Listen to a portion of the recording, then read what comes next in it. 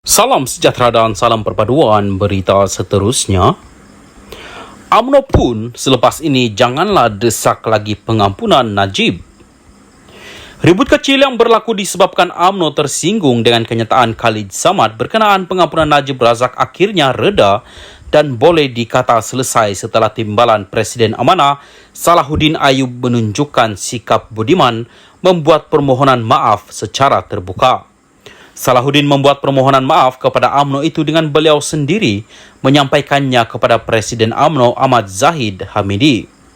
Bersempena dengan Hari Raya Aidilfitri ini, saya sebagai pihak Amanah mohon maaf di atas kenyataan yang dikeluarkan pengarah komunikasi parti Khalid Samad baru-baru ini, dan sekiranya kenyataan itu menyinggung ataupun melukakan UMNO, maka kami minta maaf dengannya, katanya ketika hadir Majlis Rumah Terbuka Zahid Hamidi di Putrajaya semalam. Sebelum itu, Khalid sendiri turut memohon maaf kepada UMNO jika kenyataannya yang merayu Agong menolak pengampunan Najib telah membuatkan parti itu tersinggung.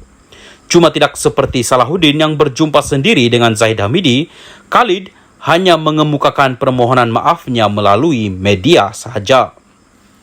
Bagaimanapun kata beliau, perkara itu cuma suatu perbezaan pendirian, dan jika UMNO berasa tidak puas hati, tiada masalahnya baginya untuk memohon maaf. Apa yang boleh dipelajari daripada isu ini? Oleh kerana UMNO dan PH sebelum ini adalah bermusuhan, tetapi kini bersama-sama dalam membentuk kerajaan, kedua-dua pihak seharusnya lebih pandai menjaga hati serta perasaan masing-masing. Ia bukan saja kepada Amanah atau mana-mana komponen dalam PH, bahkan juga kepada UMNO. Reaksi yang ditunjukkan oleh Khalid Samad adalah semata-mata sebagai respon terhadap pendirian UMNO yang ternampak begitu tergesa-gesa mahu melihat Najib diampun dan dibebaskan walaupun beliau belum setahun menjalani hukuman penjara 12 tahun yang diterimanya. Reaksi Khalid Samad yang tidak mahu Najib dibebaskan secara realitinya bukan saja dikongsi oleh majoriti penyokong dan pendukung PH, tetapi juga dikongsi oleh majoriti rakyat negara ini. Rakyat secara umumnya tidak mahu Najib diampun dan dibebaskan dalam waktu terdekat ini. Jika tidak percaya, cubalah mana-mana pemimpin UMNO berdiri di simpang-simpang jalan yang sibuk dan tanya mereka yang lalu lalang di situ sama ada setuju atau tidak dengan pembebasan Najib. Dalam hal ini, jika UMNO benar-benar memahami pendirian tersembunyi PH dan sentimen yang ada dalam hati sanubari majoriti rakyat berkenaan Najib, mereka sepatutnya daripada awal lagi tidak begitu tergesa-gesa menuntut pengampunan Najib. Biarkan dulu Najib berada di dalam penjara bagi suatu tempo tertentu atau secara konvensionnya, setelah menjalani 1/3 hukuman penjara, barulah usaha untuk pengampunan itu hendak dilakukan. Lagipun, UMNO kena hormat jugalah sikit dengan keputusan hakim-hakim mahkamah yang arif lagi bijaksana dengan majoriti 13-1 itu terhadap kes itu.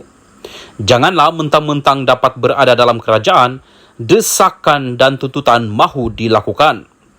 Pokoknya, jika tiada tuntutan tergesa-gesa daripada UMNO, respon daripada Khalid Samad juga pasti tidak muncul. Kalau UMNO memikirkan soal kestabilan kerajaan perpaduan pimpinan Anwar Ibrahim dengan tanggapan kononnya kenyataan Khalid Samad itu boleh menggugat kestabilannya, pengarah komunikasi Amanah itu juga sebenarnya bertindak untuk menjaga kestabilan kerajaan. Menampakkan seolah-olah kerajaan mendorong atau membantu pengampunan Najib tidak hanya mengancam kestabilan Anwar dalam memimpin kerajaan, malah seperti membekalkan peluru percuma kepada blok pembangkang PN dalam fasa-fasa perjuangan seterusnya. Haruslah difahami situasi Najib tidak sama dengan Anwar yang memang agenda untuk membebaskannya dijadikan antara teras manifesto pada PRU 14 lalu. Disebabkan pengundi atau rakyat mahu melihat Anwar dibebaskan dan menjadi Perdana Menteri selepas Tun Mahathir Mohamad, itulah sebabnya maka PH diberi kejayaan dan BN ditumbangkan pada PRU 2018 lalu. Tetapi UMNO dan BN pada PRU 15 baru-baru ini bukan saja tidak menang, malah merosot jauh jumlah kerusi yang dimenanginya. Ini bermakna agenda membebaskan Najib tidak ada dalam hati sanubari pengundi dan rakyat pada PRU 15 baru-baru ini. Memahami semua ini dan belajar daripada ribut kecil yang baru saja berlalu, UMNO selepas ini tidak sepatutnya lagi bercakap mengenai pengampunan dan pembebasan Najib. Selagi UMNO berada bersama PH yang mereka sendiri tahu dan faham pendirian gabungan itu berhubung kedudukan Najib, eloklah mereka duduk diam-diam dan memberi fokus sepenuhnya kepada pengukuhan kerajaan dan bersama-sama menjaga rakyat bagi mendepani 6 PRN atau 6 PRN dan PRU tahun 2027 akan datang. Agenda membebaskan Najib hanya sesuai dijelmahkan semula selepas PRU 16 nanti, dan sebelum tempoh itu, kunci mulut masing-masing buat sementara waktu dan demi menjaga perasaan rakan-rakan dalam kerajaan. Jika UMNO tahu mengunci mulutnya, Khalid Samad pun tentu lebih tahu mendiamkan dirinya. Syabuddin Hussein, 1 hari bulan 5 2023. Salam sejahtera dan salam perpaduan kepada seluruh rakyat Malaysia. Berita panas hari ini bertajuk Siti Bainun diperintah ke penjara Kajang hari ini. Berita penuh, Mahkamah Session di sini pada Rabu memerintahkan pengasas rumah bonda Siti Bainun Razali menjalani hukuman di penjara Kajang serta merta pada Rabu. Hakim Izra Lizam Sanusi memutuskan demikian selepas mendapati wanita berusia 31 tahun itu gagal menunjukkan keadaan luar biasa bagi membolehkan mahkamah membenarkan permohonan penangguhan hukuman terhadapnya. Permohonan tertuduh untuk penggantungan ditolak, maka mahkamah memerintahkannya menjalani hukuman penjara serta merta, katanya. Siti Bainun dikenakan hukuman itu selepas didapati bersalah mengabai dan menganiaya seorang remaja sindrom Down dikenali Bella 2 tahun lalu. Sekian berita Salam Malaysia Madani. Salam sejahtera dan salam perpaduan kepada seluruh rakyat Malaysia. Berita panas hari ini bertajuk Siti Bainun diperintah ke penjara Kajang hari ini. Berita penuh, Mahkamah Session di sini pada Rabu memerintahkan pengasas rumah bonda Siti Bainun Razali menjalani hukuman di penjara Kajang serta merta pada Rabu. Hakim Izra Lizam Sanusi memutuskan demikian selepas mendapati wanita berusia 31 tahun itu gagal menunjukkan keadaan luar biasa bagi membolehkan mahkamah membenarkan permohonan penangguhan hukuman terhadapnya. Permohonan tertuduh untuk penggantungan ditolak, maka mahkamah memerintahkannya menjalani hukuman penjara serta merta, katanya.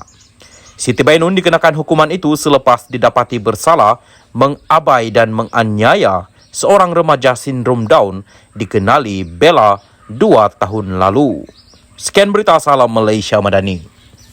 Salam sejahtera dan salam perpaduan kepada seluruh rakyat Malaysia. Berita panas hari ini bertajuk Siti Bainun diperintah ke penjara Kajang hari ini. Berita penuh, Mahkamah Session di sini pada Rabu memerintahkan pengasas rumah bonda Siti Bainun Razali menjalani hukuman di penjara Kajang serta merta pada Rabu. Hakim Izra Lizam Sanusi memutuskan demikian selepas mendapati wanita berusia 31 tahun itu gagal menunjukkan keadaan luar biasa bagi membolehkan mahkamah membenarkan permohonan penangguhan hukuman terhadapnya.